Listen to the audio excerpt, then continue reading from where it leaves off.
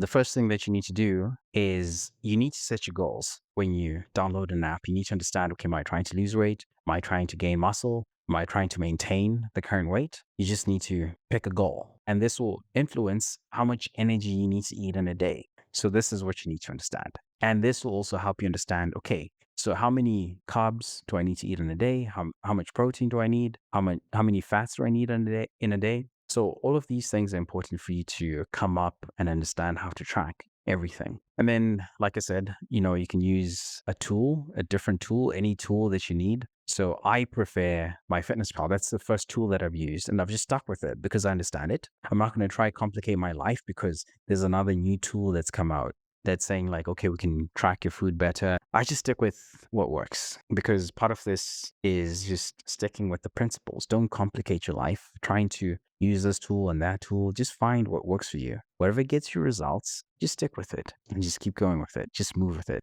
It'll take a lot for me to switch to a different platform because now I have to start learning new things and new details. Maybe they make some updates and stuff. Just that time and focus and energy, which means that I have to spend maybe an hour or 2 hours learning that new tool. So when you're trying to understand nutrition to begin with, to understand the fundamentals, it's not worth your time to spend your time on that piece. It's more important to understand the fundamentals. Once you understand the fundamentals, just pick a tool. Just use that tool. It's not going to matter which tool comes in or another tool. Like it's not really going to matter at the end of the day. But find the tool that works for you, that you find that gives you the best results, and just stick with it. Personally, I've used MyFitnessPal. It's been over 15 years now using MyFitnessPal, and it's helped me. Like I'm on and off, but when I'm not using it, I still have an idea of what I'm eating because I've tracked for so long now that I can eyeball certain things. And the times that I stop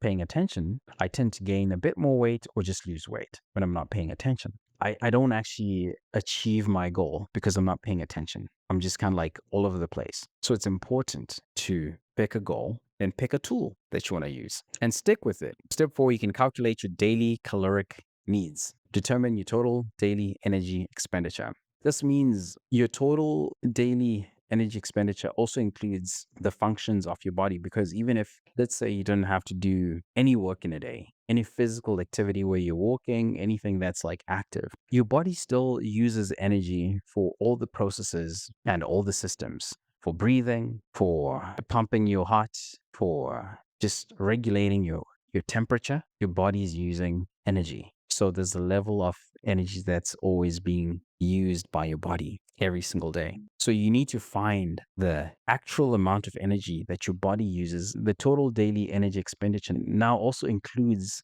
the activities that you do in a day, like whether you work out for 1 hour in a day, 2 hours in a day, whether you don't work out, whether you work a job that makes you work out by default, or you sit at a desk all day and you're using more of like your mental faculties, mental energy, and you're not using physical energy as much, you have to put that into account when you're figuring out your total daily energy expenditure, because this will help establish and estimate total daily energy expenditure. This will be an estimate to begin with, but you have to calibrate everything the first month. You have to calibrate everything. And your diet, you have to calibrate the diet. And then you need to determine your macro distribution depending on your goal. So if you want to look leaner, you adjust your macronutrients. If you want to look fuller, you adjust your macronutrients. So you can have the same amount of calories that you're eating in a day, but the macronutrient distribution will determine your body composition. So whether you look leaner,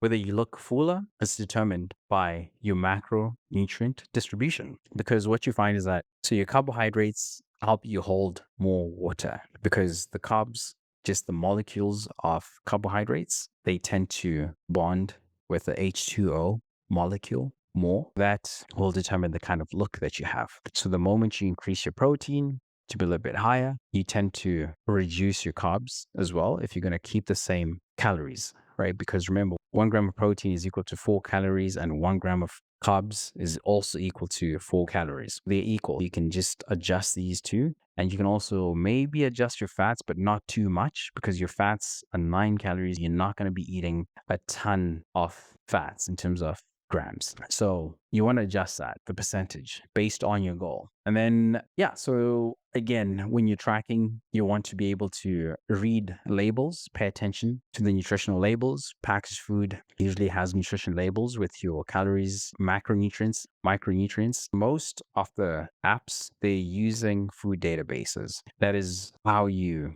track your food. And